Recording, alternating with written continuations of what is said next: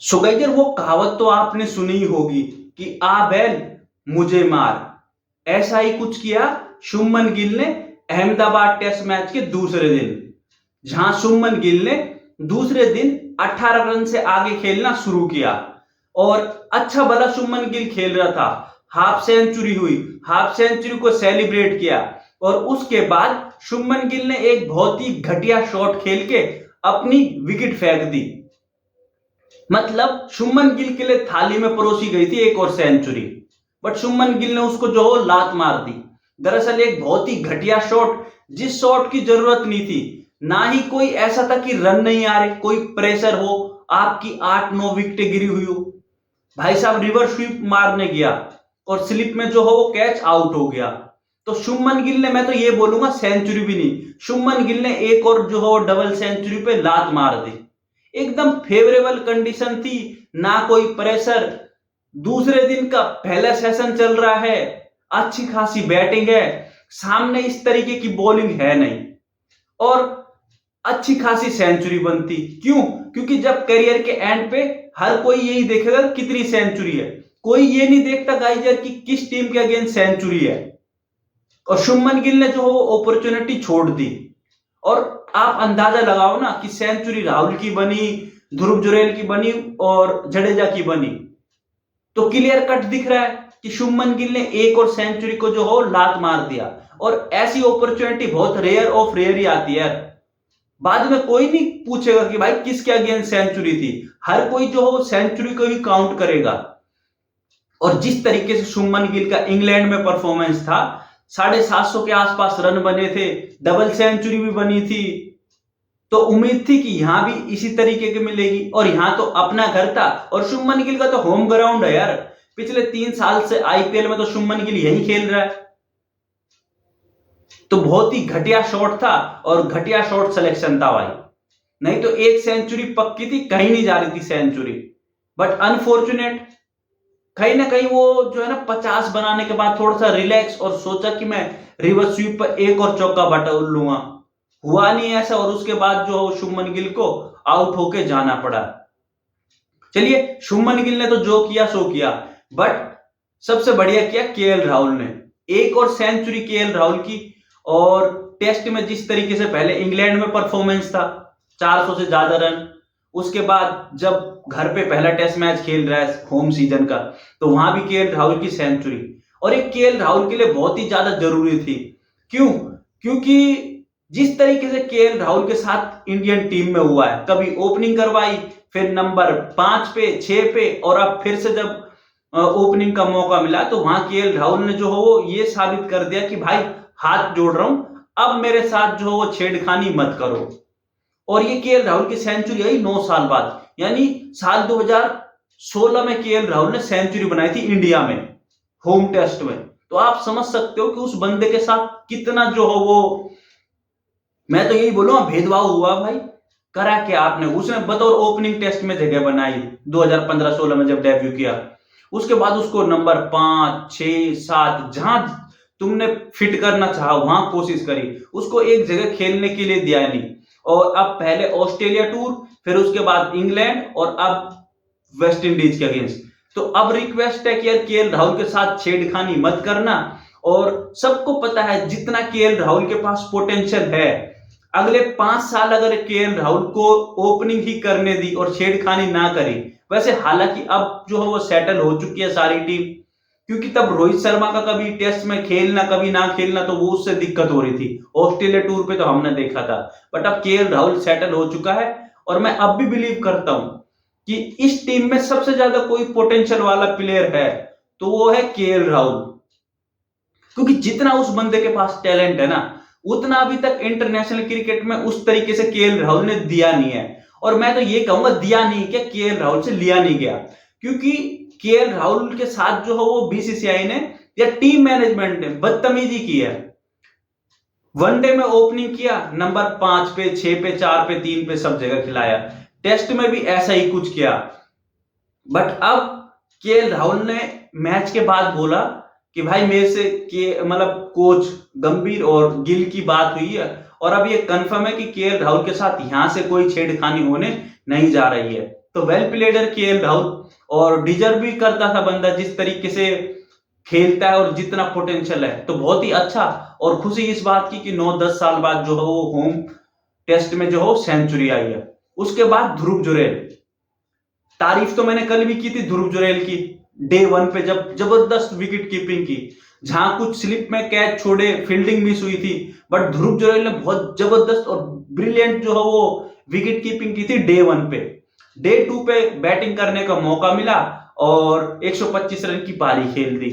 और याद करना होगा कि ध्रुव जुरैल की एक पारी पिछली याद आती है टेस्ट की, इंग्लैंड के अगेंस्ट लास्ट साल खेली थी, साल 2024 में, जब इंग्लैंड इंडिया आई थी और चेन्नई का एक टेस्ट मैच जिताया था ध्रुव जुरैल और सरफराज खान ने, और वो फिर आज दिखा दिया ध्रुव जुरैल ने। और लग ही नहीं रहा यार कि ध्रुव जुरैल जो हमारा सेकंड चॉइस विकेट कीपर है, क्योंकि फर्स्ट चॉइस तो ऋषभ पंत है ना।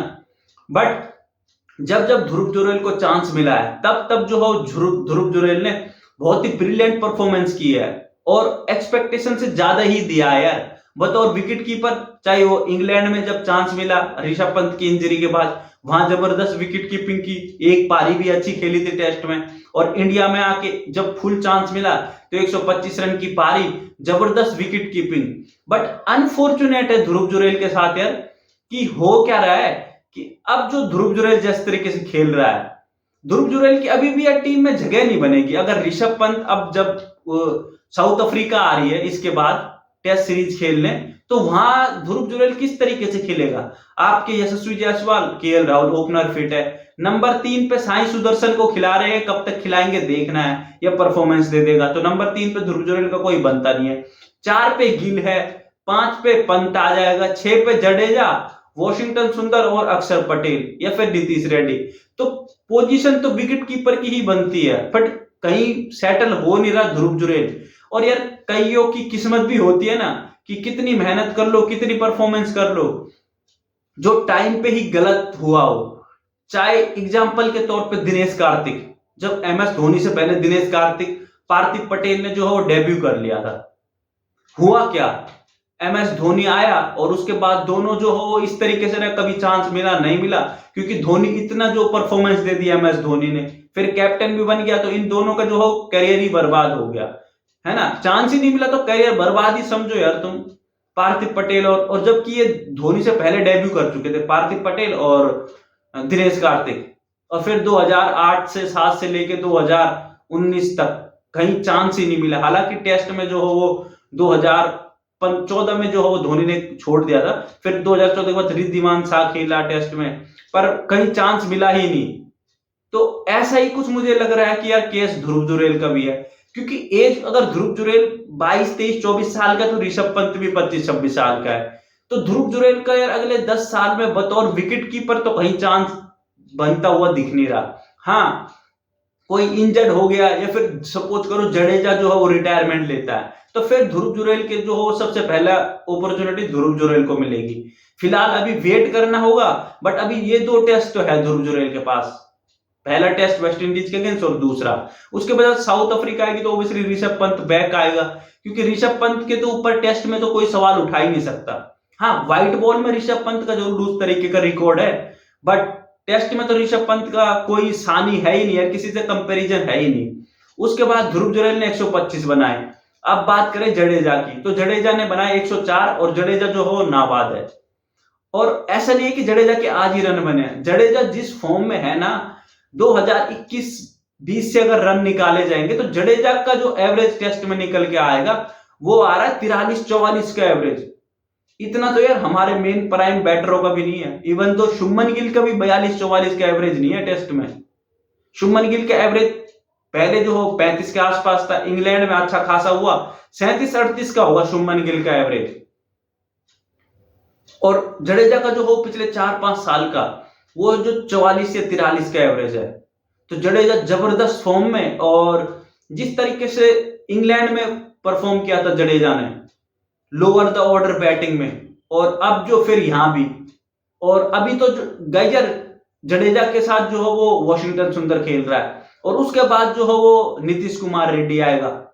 तो ऐसा नहीं है कि यहां अपॉर्चुनिटी नहीं है, हो सकता है कि कल जडेजा डबल सेंचुरी भी बना दे। और ऐसा नहीं कि बनाई नहीं हुई, सौराष्ट्र के लिए 3 भाई ने 3 ट्रिपल सेंचुरी बनाई हुई है, और अब तो ग्राउंड भी खुद का ही है, होम ग्राउंड है। तो कोई भरोसा नहीं कि कल भाई जडेजा की डबल सेंचुरी भी देखने को मिल जाए टेस्ट मैच के तीसरे दिन। तो टोटल टीम इंडिया की लीड 286 रन की, टोटल टारगेट, टोटल जो रन है वो 448 लग चुके हैं। सामने वाली टीम 162 रन पे आउट हो गई थी। कोई मतलब लग ही नहीं रहा यार वेस्ट इंडीज को कि वेस्ट इंडीज कहीं से जो है वो कंपटीशन दे। ये तो वैसे ही हो गया जैसे हमने एशिया कप में खेला था ना, कि सामने वाली टीमों को देख के लग ही नहीं रहा था। और कमाल की बात है गाइस, एशिया कप हो चाहे ये वाला मैच हो, हमारी फील्डिंग जो हो रियली में वीक है, और 100% ना देने के बावजूद भी जो हो सामने वाली टीमें कंपीट नहीं कर रही। तो ये इंटरनेशनल क्रिकेट के लिए कहीं ना कहीं दिक्कत की बात है, क्योंकि फिर आपका कंपैरिजन रह कौन जाएगा, ऑस्ट्रेलिया, इंग्लैंड और इंडिया। तो अगर 3 टीमों से खेलोगे तो भाई फिर तो बर्बादी वाली बात है ना।